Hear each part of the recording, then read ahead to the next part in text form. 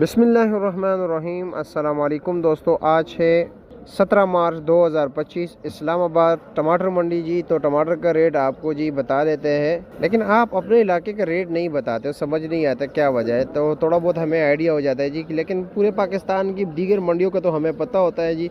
लेकिन हम चाहते हैं कि जी आपके गली मोहल्ले में क्या रेट चल रहा है।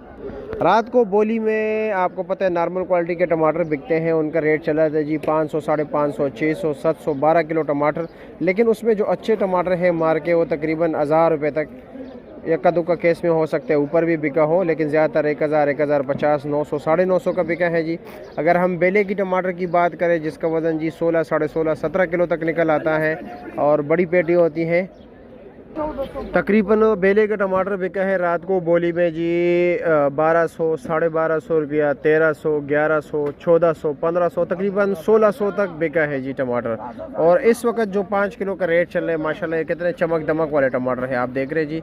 जो बिल्कुल सुपीरियर क्वालिटी टमाटर है उसका रेट चल रहा है जी 500, 550 रुपया, 500 एक दुका केस में है, ज़्यादातर जी 500 बिक रहे हैं। ऐसे जो थोड़े लो क्वालिटी है वो सामने जो आप देख रहे हो जी वो 450 रुपये बिक रहे हैं जी।